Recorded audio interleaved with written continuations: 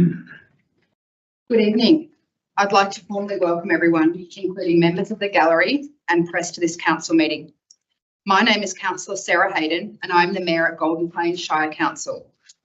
Tonight, this council meeting is taking place within the Well in Smythesdale and is open to the public.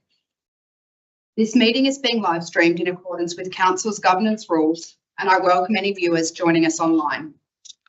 As the meeting is open to the public to attend, if the live stream ceases at any time, the meeting will continue. I will now recite the opening declaration on behalf of all councillors. We, the councillors of Golden Plains Shire, declare that we will undertake on every occasion to carry out our duties in the best interest of the community, and that our conduct shall maintain the standards of the Code of Good Governance, so that we may faithfully represent and uphold the trust placed in this council by the people of Golden Plains Shire. Golden Plains Shire spans the traditional lands of the Wadawurrung and Eastern Maar people. Council acknowledges them as the traditional owners and custodians and pays its respects to both Wadawurrung and Eastern Maar elders past, present and emerging. Council extends that respect to all Aboriginal and Torres Strait Islander people who are part of Golden Plains Shire. Now we move on to apologies and leave of absence. Are there any apologies for this meeting or requests for leave of absence?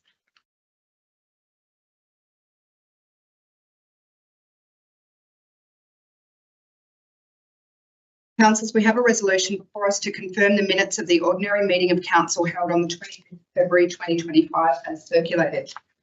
Can I please have a mover? Councillor Sharkey. And a seconder. Councillor Cunningham and Kirby, I think both at the same time. Councillor Cunningham. I'll now put the motion. All those in favour? Motion is carried unanimously. Are there any declarations of conflict of interest?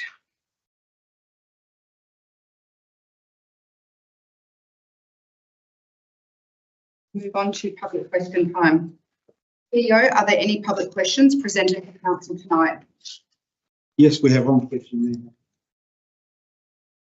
Question time runs for 30 minutes prior to consideration of the formal agenda by council. We consider questions received with notice from the public. I will call each person who has submitted a question forward. Please come up to the microphone and ask your question as it was submitted. I note that question time is not an opportunity to make general statements or enter into debate with council or officers.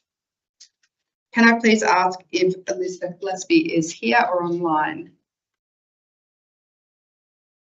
Elizabeth, you can come up and read out your first question, and a response will be provided by the Director of Community Planning and Growth, Jo Wilson. Autism spectrum disorder, autism, is a heterogeneous condition that poses challenges in describing the needs of individuals with autism and making prognosis about future outcomes. Those with profound autism constantly experience unique, devastating, and often unseen challenges. Any deviation or interruption of their daily routine creates such an impact that only coping measures can be.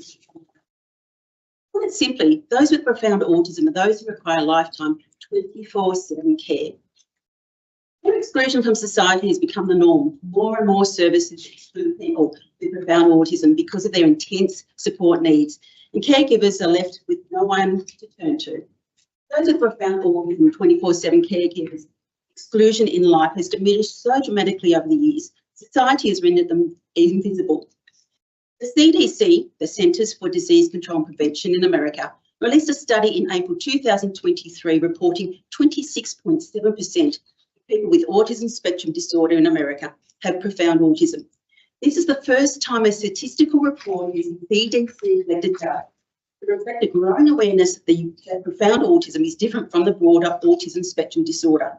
The paper analysed population-based surveillance study for 20,135 children aged 8 with autism during the years of 2000 to 2016. The definition of profound autism that was applied was being non-verbal, minimally verbal, or with an intelligence quotient of less than 50. So on the 17th of March 2025 in America marked a significant day, for it was the first annual Profound Autism Day. My question is, to mark a significant day for those with profound autism here in Australia, I'm starting with my local government at grassroots, asking, will council commit to getting on board next year, the 17th of March, 2026, for the very first Profound Autism Day in Australia? Thank you for that question, Elizabeth. I'll pass over to the Director of Community Planning, Joe Wilson. Thank you for your question. Golden Plains Shire Council is committed to utilising its influence to continue to reduce the barriers for people with disabilities in the community and meeting and adhering to its legislation.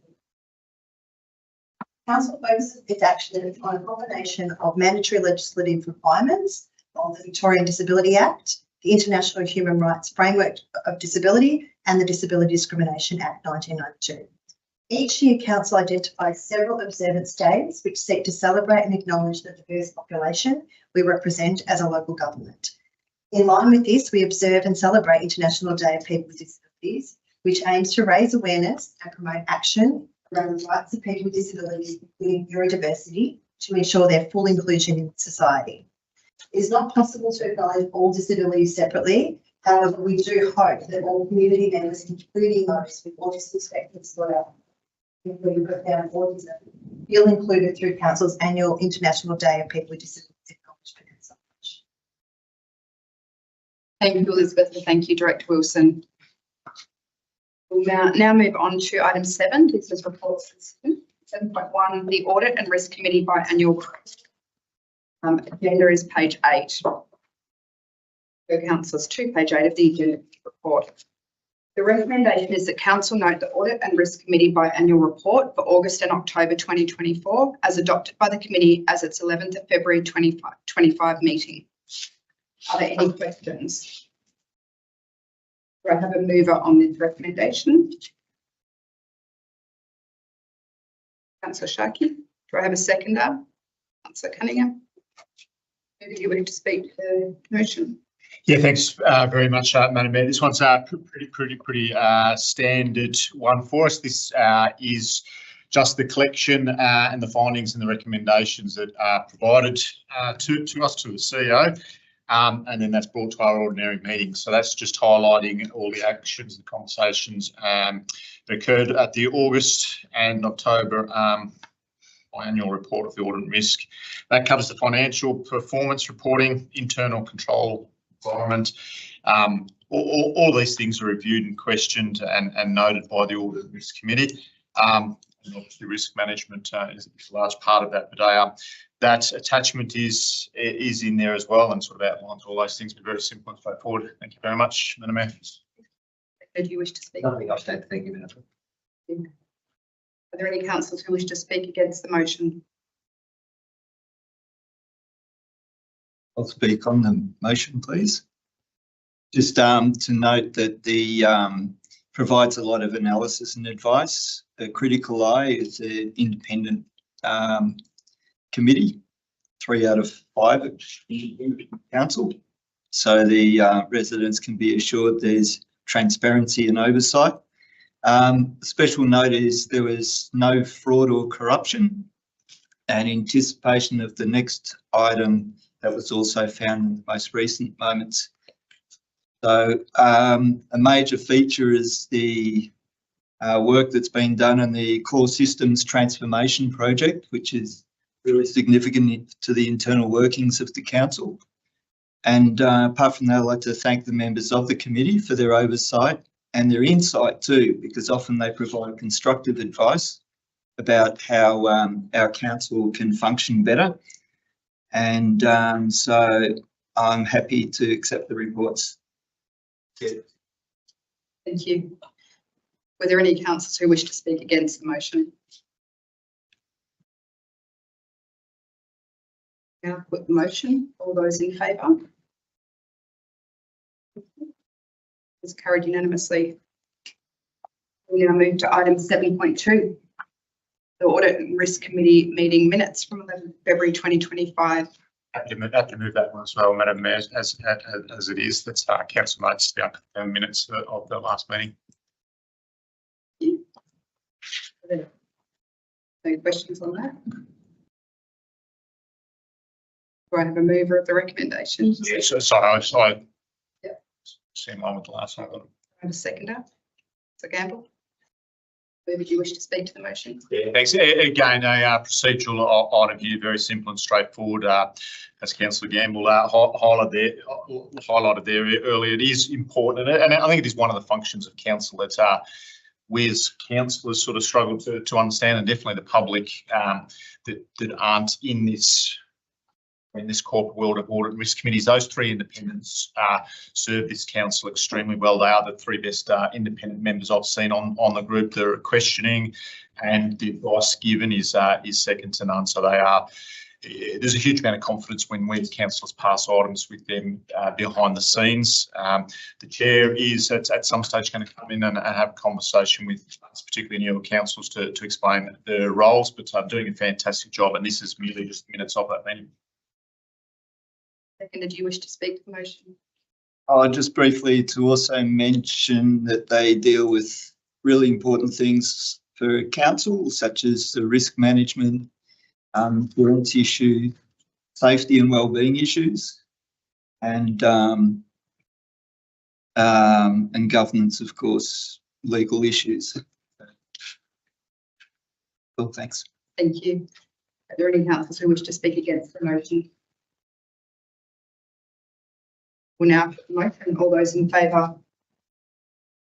It's carried unanimously. We'll now move to item 7.3.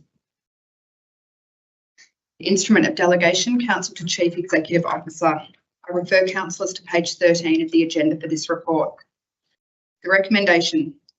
In the exercise of the power conferred by section 11(1)(b) of the Local Government Act 2020, the Act, Golden Plains Shire Council, the Council, resolves that there be delegated to the person holding the position or acting in or performing the duties of Chief Executive Officer the powers, duties and functions set out in the attached instrument of delegation to the Chief Executive Officer, subject to the conditions and limitations specified in that instrument.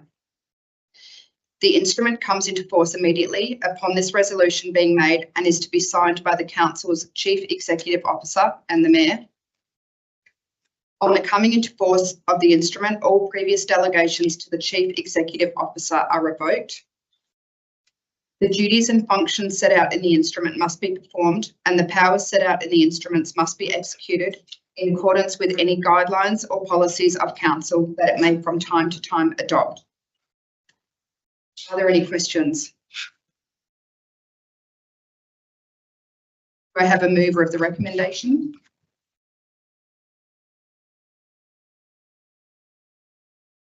Councillor Robbins. Do I have a seconder? Councillor Cunningham. Who would you wish to speak to the motion? Yeah, this one's pretty straightforward. It's just in line with legislative changes and legal advice, making some very small changes to the instrument of delegation. So happy to support the motion. Thank you. So pretty straightforward. I'm happy to also support the officer's recommendation. Great. Are there any councillors who wish to speak against the motion? I'll now put the motion. All those in favour? Motion is carried unanimously.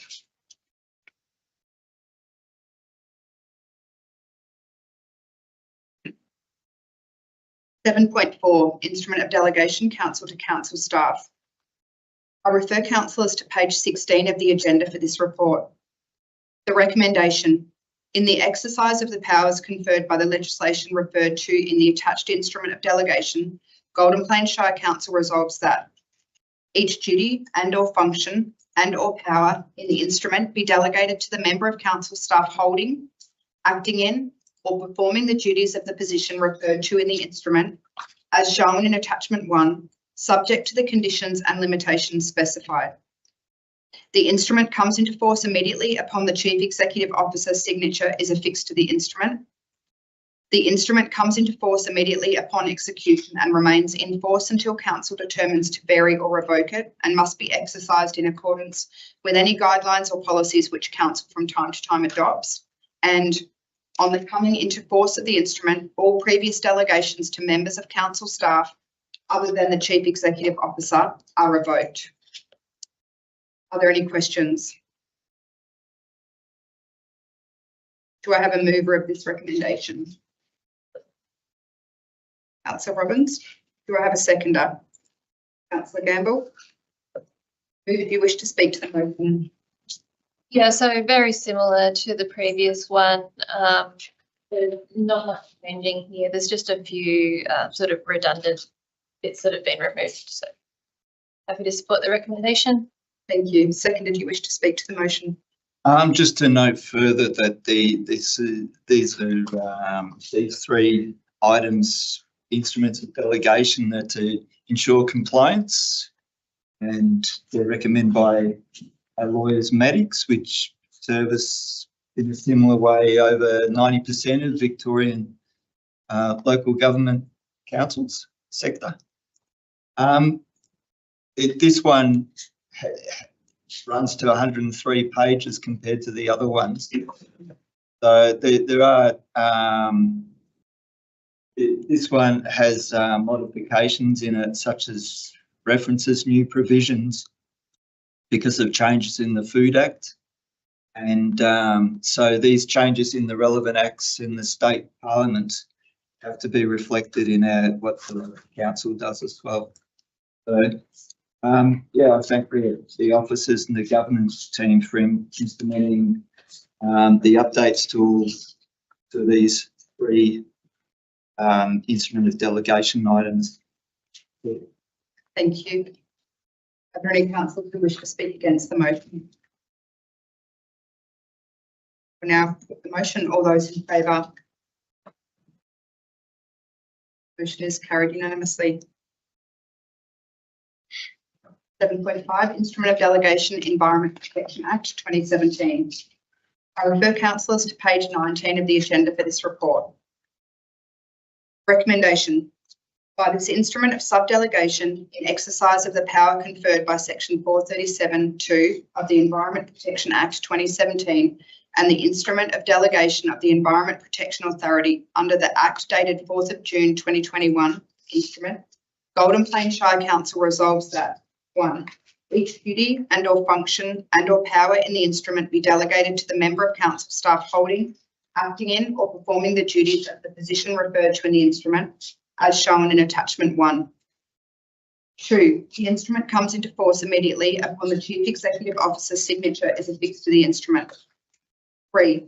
The instrument comes into force immediately upon execution and remains in force until council determines to vary or revoke it, and must be exercised in accordance with any guidelines or policies which council from time to time adopts. And 4. On the coming into force of the instrument, all previous delegations to members of council staff other than the Chief Executive Officer are revoked. Are there any questions? Do I have a mover of this recommendation?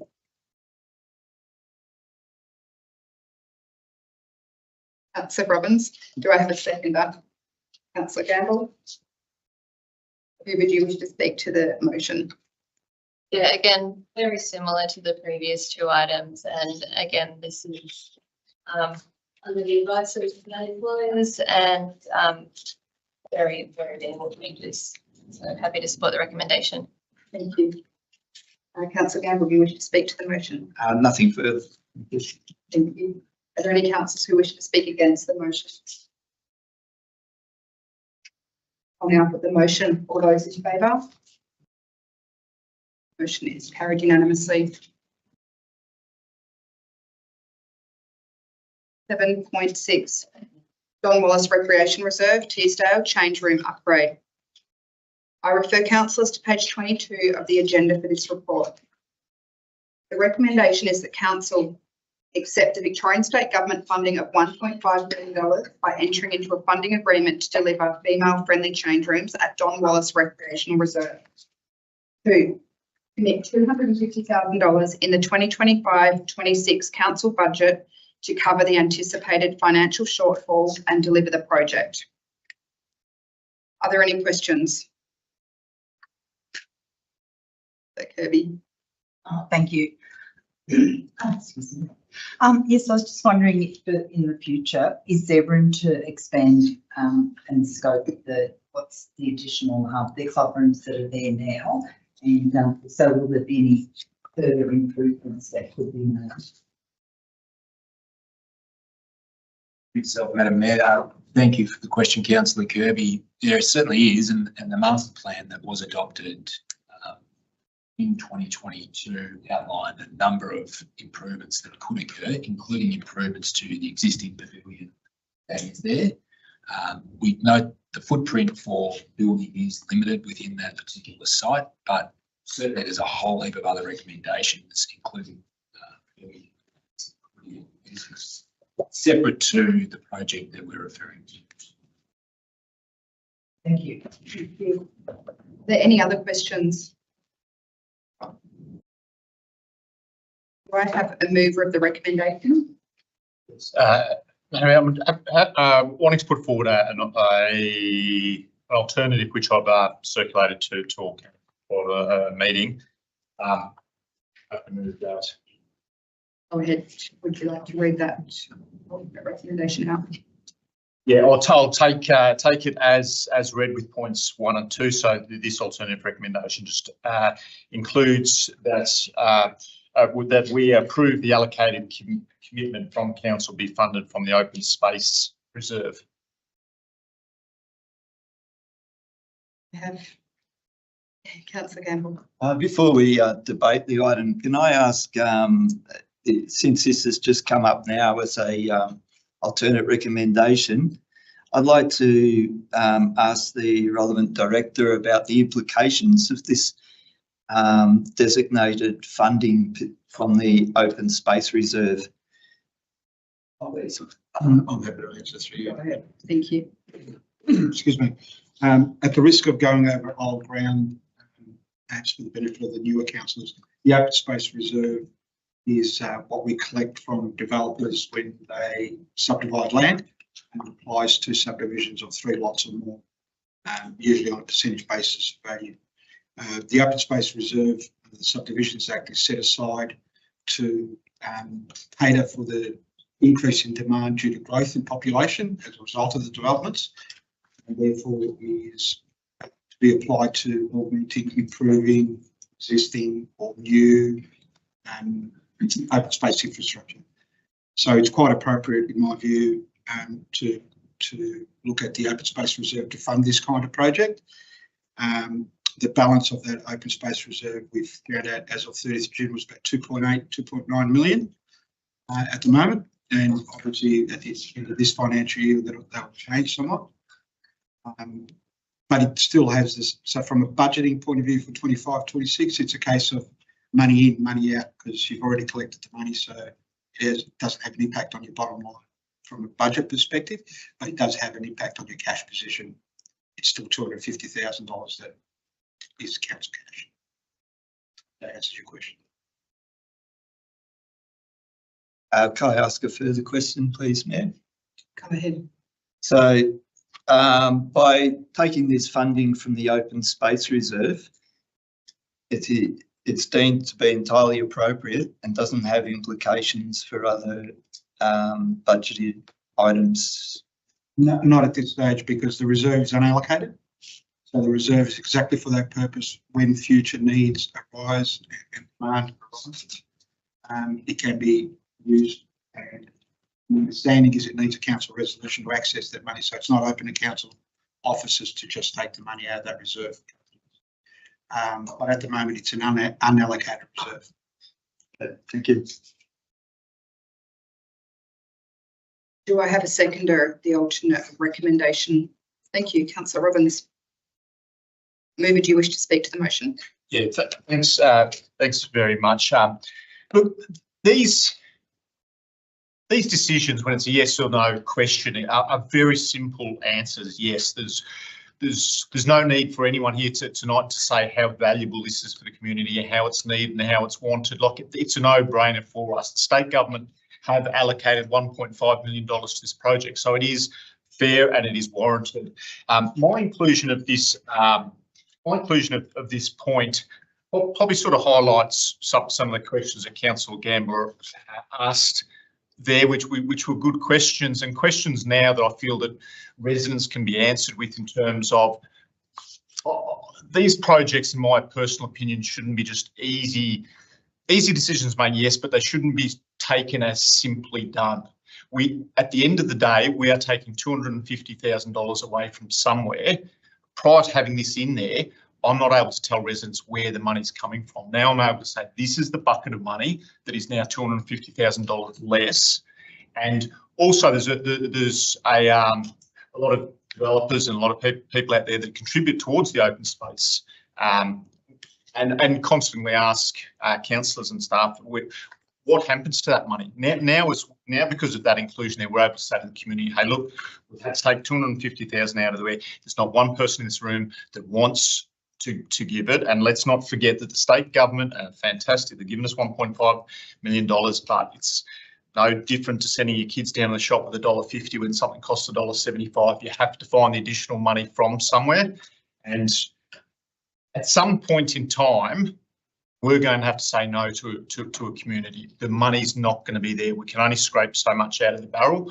We do always find the money for these, and it's great that we do, but there's going to be a point in time where there's no fund to take the money from, and we're going to have to turn around to the community or turn around to the state government and say, hey, look, you haven't coughed up enough. And don't forget that is exactly what's happened here, that the state government haven't supplied enough money for this project. We then have to come in and underwrite this project. The staff behind the scenes have done a fantastic job in terms of the presentation we got the other week, in terms of looking at different models, scaling back, trying every option to come forward has been fantastic. So it is a fantastic project. The staff have done an amazing job in doing that. It is, the point of me adding in that just highlights that this is a risk for us. And I think it'd be too quick and easy and simple to come here and just pass it through without this tough conversation. The couple of questions that Councillor Gamble asked there are valid, and we've just got to explain to the community where the money's coming from. This is going to be fantastic for the Teesdale community. Great outcome. Thank you. Thank you. Seconder, do you wish to speak to the motion? Yes, I just wanted to say that it's always fantastic to see state government investment in our shire, and we're very fortunate whenever we're able to make co-contributions that secure grants like this, because it's like unlocking a six-fold return on investment. And I'll just echo what Councillor Sharkey said as well, that it was very appropriate for Councillor Gamble to ask those questions and have those answered in this forum. Thank you. Are there any councillors who wish to speak against the motion? Kirby? Thank you, Madam Mayor. Yes, I wouldn't say actually speaking against it, but I'd just like to reiterate that, that when our politicians do come to our townships, we do have a priorities booklet, and we have to make sure that that they are reading our booklet and looking at priorities that we have already got money accounted for, and it's in our vision for the future, and not to just come on a whim and say, look, we're going to provide something for any community for some votes, because we know that at the end of the day, we have to account for this extra money. So when they give us 1.5 million, as we said, we have to come up with the extra funding. So just to make it clear that that they do look at our priorities booklet and really make sure that the amount of funding that is required to complete a project is there.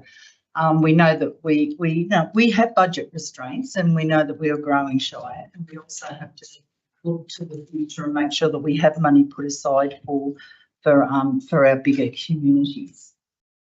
But on that note, I also say that we have 2,500 residents in Teesdale, the second biggest township in our shire. Well over 900 children reside in Teesdale. So it is vital to support. It is vital that we have the support of this $250,000 to finish this project. They are change rooms. It is going to also include new toilet, septic, new toilets, power upgrades, first aid rooms, female change rooms. However, as we know, it's equality for both boys and girls, so that they can both use it, women and men.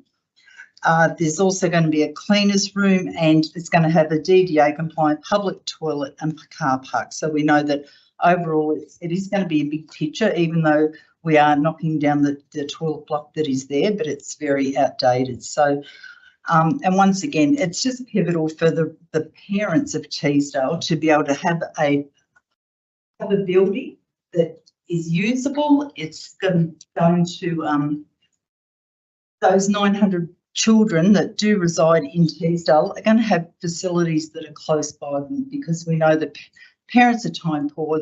It's very hard for them to be running, you know, to other townships to provide sports for their children, and it's also very well used by the primary school.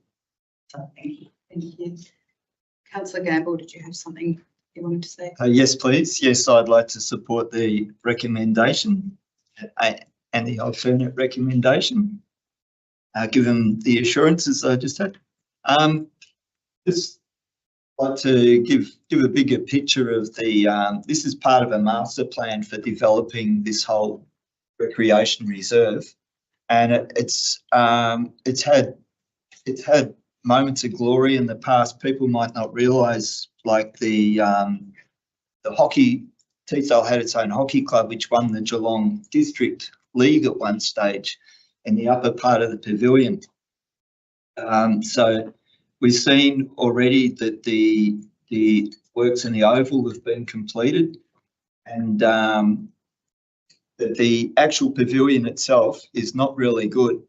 But one of the special things about this recreation reserve is the immediate adjacent grassy woodlands, which are really high quality bushland conservation and natural parklands, which blends into the use, like the school, the primary school uses it for cross country running. Lots of people get a lot of passive recreation in the area.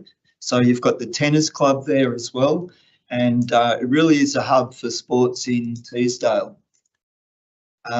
So when my boys were playing footy there, a highlight, for example, was Roos coming down the Oval in the mist of the winter foggy evenings, and they'd be up the other end, the kids would be down the end. So part of this master plan has been involving at least 3 or 4 different sports groups, as well as community members in general. And I won't go through those, but it's also involved negotiation with the grassy woodlands, and the primary school as well have a say in things. So the officers have tried hard to make this project work, and I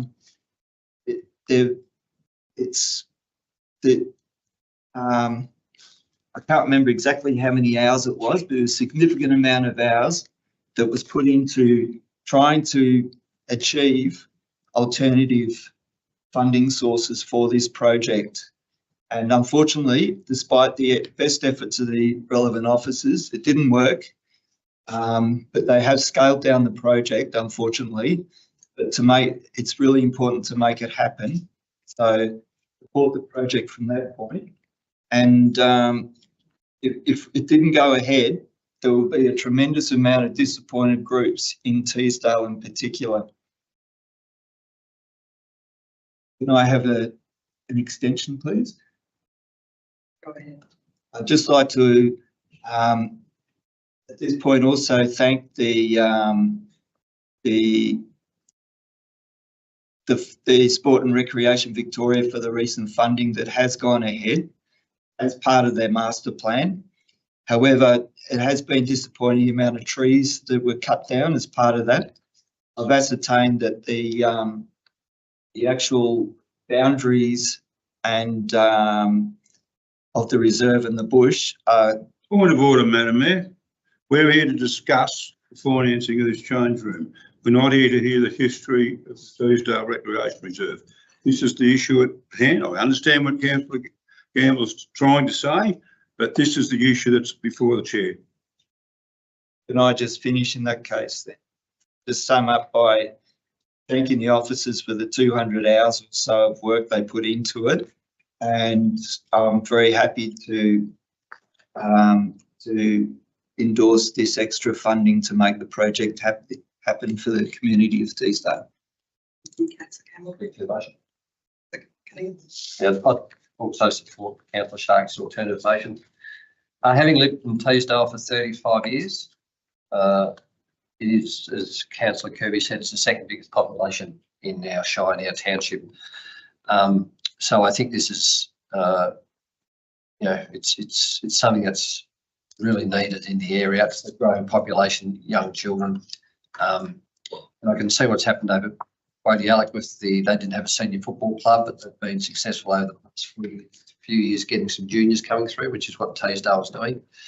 And I think it might not be what everyone wants, but I think it's the start. And as I say, there's a lot of work to be done with the upgrade of the power and also the septic. And I also want to acknowledge and appreciate the work that Ben and his team have put into it to deliver this. And as Councillor Kirby said, sometimes it's not easy when there are government, state or federal commitments to projects which come with a shortfall. And as we do know, most councils and shires have budgets. This case, I acknowledge Councillor Sharkey's thinking about the alternative motion, and I'm still happy to support. Thank you. Councillor Sharkey, do you wish to? Just very quickly in terms of that $250,000. Appreciating too that the timing of this isn't ideal. We're making commitments to next year's budget, and we're also going through public consultation period. So it is important to highlight that the timing of this is absolutely paramount to get this application in, and that is why we're bringing this to this council meeting as opposed to into next year's budget. And it's also important for particularly new councillors to appreciate that the $250,000 that was allocated for co-contribution to projects like this was taken out, and looks like it's going to be put back in, but it does come at a cost to the budget each and every year. But thank you very much. Thank you. We'll now put the motion. All those in favour? Motion is carried unanimously. Thank you. We'll move to item 7.7, delegates report and informal meetings of council report. I refer councillors to page 29 of the agenda for this report. The recommendation is that council receive and note the delegates report and informal meetings of councillors for the past month. Are there any questions? Do I have a mover of the recommendation? Councillor Robbins. Do I have a seconder? Councillor Cunningham. Councillor Robbins, do you wish to speak to the motion? Yes, I just want to speak to the purpose and intent of the report for a moment and address some misconceptions that I've heard from members of the public. Firstly, the delegates report is not intended to be read as an itemised account of everything a councillor has done during the month. There are many important tasks that councillors undertake that aren't suitable for inclusion in the delegates report. And secondly, it is a written report. Councillors have the opportunity to speak to the report, but it isn't necessary when speaking to replicate everything that's in the report. And it isn't necessary for each councillor to speak to the report. And in fact, it's not usual for the mayor to speak to the report. So it's not proper to infer that if someone doesn't speak to the report, that it means they haven't taken part in any activities during the month. I will take the opportunity to mention the opening of the Linton Recreation Reserve Oval upgrade. It was great to see former councillor Ian Getsom in attendance as someone who had taken a special interest in that project during his term as a councillor. The playing surface looks absolutely fantastic, and once again, it's great to see state and federal government investment in our shire. Thank you. Councillor Cunningham, do you wish to speak to the motion? I do, thank you. Just want to just mention a couple of events that I attended. I attended the Downtown Derby with the mayor, opened it, which was good. I had the privilege this year to be MC for the day. It's attracted a crowd of 2,500 people to the event. The majority of these people I spoke to throughout the day had come from the shire. So once again, it's another event like the Shelter Duck Race that has become an event on people's calendars each year. And the other one I just wanted to quickly mention also was attending the new citizenship ceremony. Once again, it's a really great event to attend and spend some time with the residents of the shire that have taken that information big for Australian citizens. Any councillors who wish to speak against the motion? I'd like to speak on it. Thank you. Yeah, just, I went to the Dashhound Derby and, Councillor Cunningham did a great job. Controlling all the many excitable, pets and owners. owners of all ages, and yeah, it's a really good event. So, just also point out there's one other item there that on the mandatory boards committees meeting, it occurred to me that there's a councillor contracts committee that chaired by Councillor Kirby, myself, I'm on it, as well as Councillor Robbins, and it'd probably be I think that would be appropriate that that's listed as one of the mandatory boards committees that's listed on there. Anyway, so that's all for me. Thanks. Councillor Kirby. Thank you, Madam Mayor. First of all, I'd just like to say that I attended the AGM and history was full of Happy Valley. So, to the residents of Happy Valley and surrounds, I'd like to thank you for inviting me to chair the Happy Valley Hall AGM. And may I say, what a happy group of residents you are. On the day, we had a special guest, Ken McLean, who researched a World War II relic at Piggereet. This relic is a target made of 2 pieces of steel and 1/2-inch thick steel plate, which are riveted and held in place by 2 heavy steel supports. As it turns out, there was around 1,200 United States servicemen and were stationed at Victoria Park in Ballarat, where they were recuperating after heavy fighting against the Japanese in the Solomon Islands. Whilst in Ballarat, they were issued with new semi-automatic Garand M1 rifles to replace the older bolt action ones. And they also had M3 light tanks to practice with. So a remote location such as Piggereet and Devil's Kitchen were ideal areas for their training. As we know, there are many mine shafts around the countryside of Ballarat. So during April 1943, care needed to be exercised during these operations, while some of the night exercises were conducted strictly on the roads. As one farmer stated, these tracks were so deep that it took many ploughs for the paddocks to be returned to a state suitable to be driven over. So I'd like to thank former Councillor Ian Getsom and the committee for such a lovely day, along with a bus tour of the region, highlighting this very special relic in Piggereet. With Anzac Day next month, this is a very worthwhile piece of history to be acknowledged within our Shire. Thank you. I also attended the opening of the Rokewood Pharmacy, just highlighting that we've got a new small business within Rokewood, and it's been a fantastic day for the whole district. So well done to Hessie Health for having them on board in their premises. And I'd also like to say, on Friday the 14th of March, I attended the Community Wealth Building Masterclass in Castlemaine. The questions asked: what do you see as the biggest economic development challenges in your region? We see that 36% of workers work outside of our Shire. Tourism, housing, micro small businesses, procurement are some of the challenges in these areas. So how can communities have plural ownership of the economy, which lead the community wealth building? By council supporting co-ops, investing state-owned land for housing and development, co-ops in the areas of farming, agriculture, energy and business. Care services. This is a $7 million amount that is not being delivered, and it is a good outcome could be shared services. So we need people to take on board that these are some of the things that service our region. Communities to have a stake in renewable energy with community partnerships, and community-owned energy such as Hepburn is an example of that, where they have their own wind tower.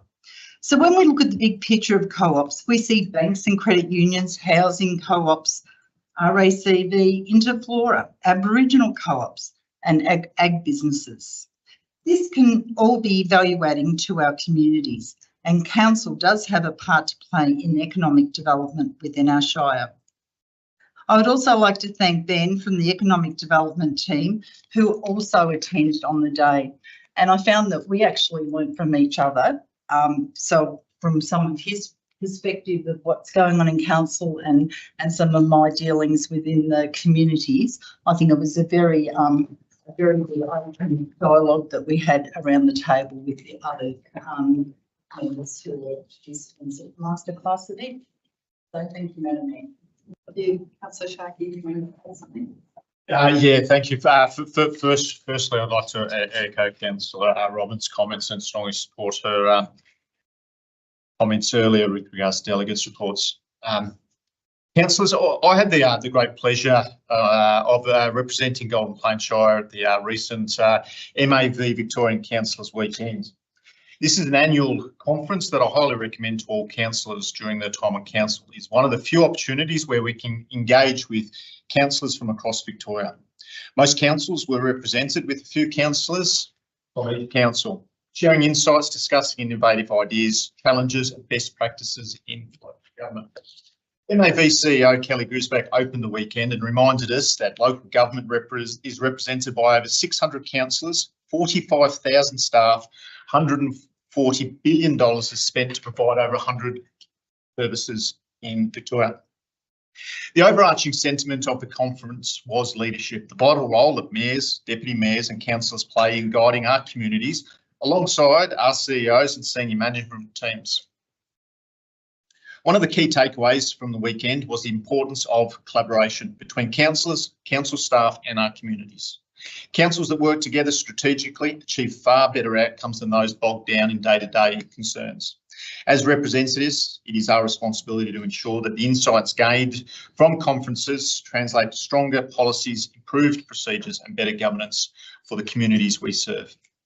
There was a whole heap of keynote speakers there, very well represented by a lot of people. The Minister of Local Government, Nick Stackhouse, was in attendance. He's also a councillor, previous councillor of 19 years. He stated quite publicly and quite strongly that rate capping is here to stay, but also appreciated that local government's inflation is running higher than CPI and the pressures that it is having on the industry. He also spoke of the toxic environment that has been created in local government and how that has been fueled since the pandemic, and those that love their keyboards more than communities. He spoke of the detrimental effect this is having with regards, particularly with women standing for election, and how social media bashing is creating unpleasant workplaces, and has promised that this is an area he will continue to monitor. George Megalongnis discussed the electoral trends and the challenges for the major parties ahead of elections. The two major parties used to hold over 90% of first preference votes, and now it's closer to 60%. David Wolf, the Parliamentary Commissioner, emphasised that good governance isn't just about having policies, it's about ensuring that they are respected and enforced. Dr. Graham Emerson reinforced that ethical leadership is everyone's responsibility, from councillors to senior management, and that authentic leadership must be encouraged over narcissistic leadership. Nick McKenzie was one of the big keynote speakers there. For those that are unaware, he's an award-winning journalist. He's won 14 Walkley Awards.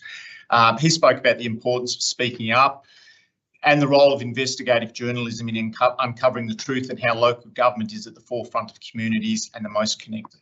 He spoke about the importance of calling out issues and addressing them at an early stage. A crucial conversation over the weekend focused on hate speech and its impact, particularly on women in politics. Councillor Anjali De Silva and Mohammed Semra spoke about the rise of online harassment, particularly targeting women and minority groups within local government. Research has shown that this toxicity discourages particularly women from standing for council, which is an issue we must actively address by calling out discrimination and fostering inclusive leadership. Councillors, it's clear that local government are facing increasing and complex financial challenges. As Marcus Spiller highlighted, expenditure is outpacing revenue growth, and the impact of rate capping has only intensified these pressures, with CPI rising faster than the rate cap adjustments and net capital expenditure remaining stagnant despite rapid population growth. Councils are being forced to do more with less. Fantastic weekend, councillors. I highly recommend the opportunity given to attend such events. They are a huge investment for our community, and their dividends are fantastic. Thank you. Thank you. Is there anybody else to speak? Now, the motion, all those in favour? Motion is carried unanimously. Thank you. Notices of motion. There are no notices of motion tonight. Petitions. No petitions have been received. There is no urgent business. There are no confidential reports for decision.